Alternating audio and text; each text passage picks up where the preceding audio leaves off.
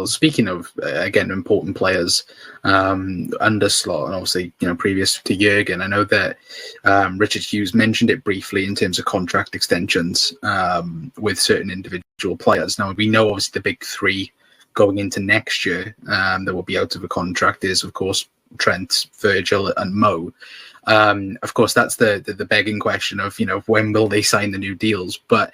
Of course, I know that they said that they're going to give them time, obviously, to come back, and obviously that then there will be conversations that you would assume with all three players. Is it any indication that there is a one prioritizing over another because they're concerned that like for example like a Trent going to Real Madrid, obviously, but Jude, obviously we all know that story, like Liverpool trying to persuade Jude, when now it could be a bit of reverse on that situation. Is there any of the three or any contracts in particular that's a priority at the minute? Because I know even like speaking on we spoke on youth, I think Bobby Clark's being given a new contract as well. So is there any priority at the minute from Liverpool side to a particular player?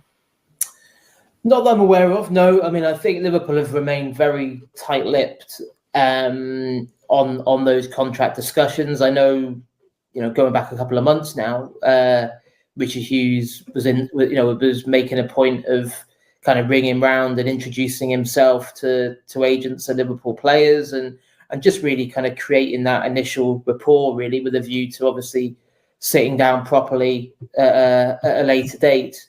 But I mean, common sense has to tell you that Trent Alexander-Arnold, for me, has to be the priority. I'd be amazed. You probably maybe wouldn't get anyone maybe admitting that, but it was just because of what you talked about there with his age, his profile, his skill set, and the fact that yes, I'd be absolutely amazed if Real Madrid weren't interested in what club in the world wouldn't want Trent Alexander-Arnold on a free in the summer of 2025. It's and it's.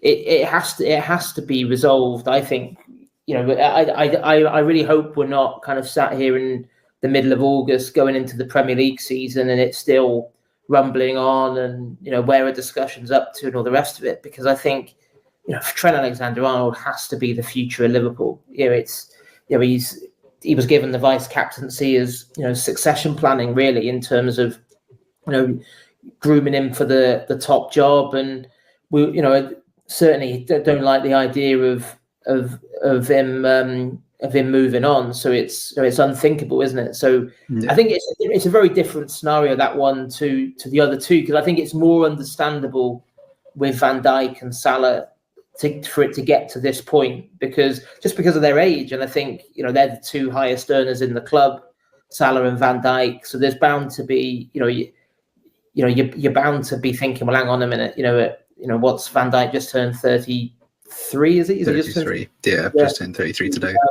You think, well, I can understand why you wouldn't be in a massive rush to just dish out another 2-3 year extension or whatever. But Trent is a whole different scenario for me. With what he's achieved already and what he's got left in the tank. I think Van Dijk.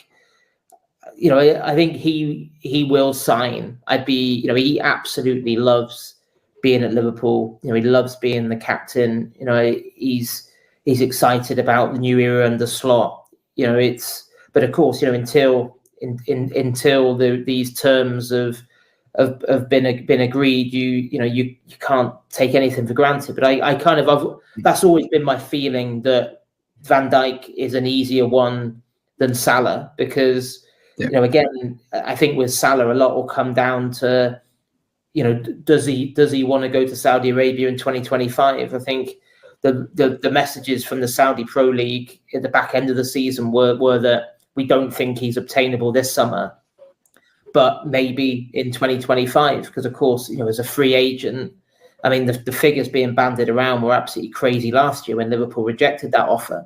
So imagine the salary if there was no transfer fee involved. So, but I still cling to the hope that Salah, and his kind of that burning ambition and competitive edge to want to do it at the top level.